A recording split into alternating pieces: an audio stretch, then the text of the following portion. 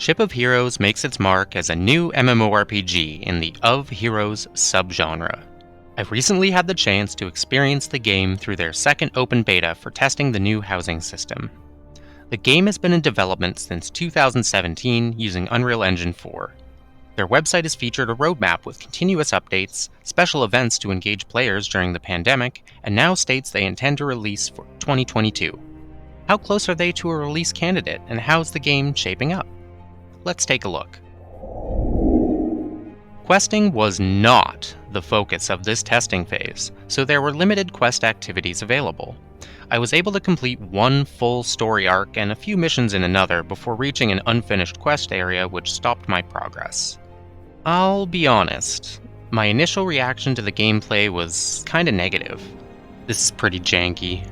Getting my first taste of a game I've been following for 5 years, I guess I just expected more. The reality is that it's still beta. My character didn't look the same in-game as it did in the character creator. Many NPCs are unfinished, missing eyes, hollow heads, or having deformed faces. Real nightmare fuel. The initial quests were pretty basic MMO stuff. Go to the place, kill the bad guys. The quest dialogue had voiceovers, but the majority seemed to be rough-sounding AI-generated voices or possibly placeholders. Hello, and welcome to Apotheosis City. Have you found a suitable living space? If not, I can assist you. Not the best, right? But I soldiered on since it was beta, and I'm honestly glad I did. Putting on my game designer hat, I could see the complexity grow from the first mission to the next. Really, each mission served as a demonstration of more features. Missions began to have more NPC dialogue, more enemy variety and mechanics. A cohesive story began to take form, even if it was a little rough around the edges. In later missions, I was pleasantly surprised to find I needed to open my inventory to activate an item, which summoned a friendly NPC that scanned other friendly NPCs to reveal the hidden enemies. At the end of the mission, my character had to give a speech and was offered dialogue options which the audience reacted to differently, which I really enjoyed. We have a guest speaker today, here to address the recent rumors. Please welcome the hero. Oh, I get to pick my own speech. That's a nice touch.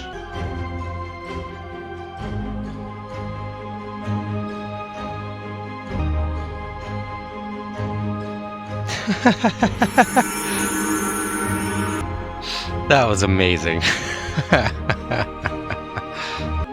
Do not pick a fight with heroes. You will lose.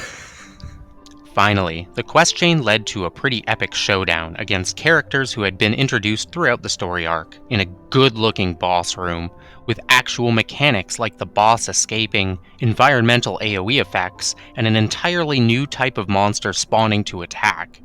It was this boss fight that won me over on the potential for Ship of Heroes, because this felt exactly like a good City of Heroes mission arc boss fight. Ship of Heroes offers both individual player housing as well as bases for your super team, or guild equivalent.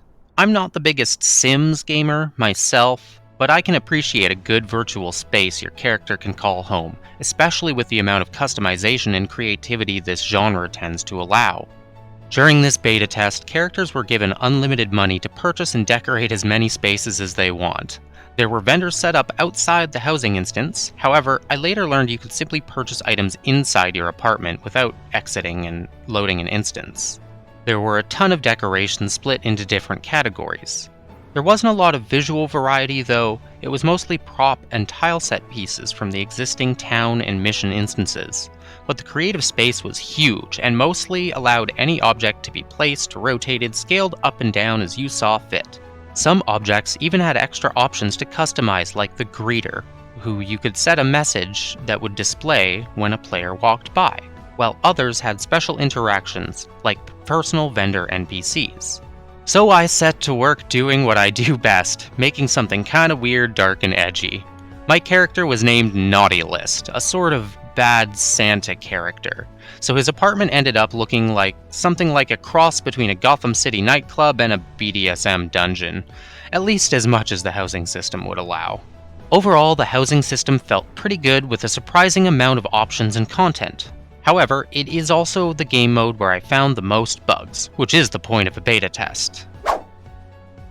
Ship of Heroes has its core systems in place, a beautiful main city map, and some instance tile sets, a serviceable housing system for players and guilds, and it really captures the City of Heroes vibe perfectly, while still establishing itself as something different and new, a city ship in space.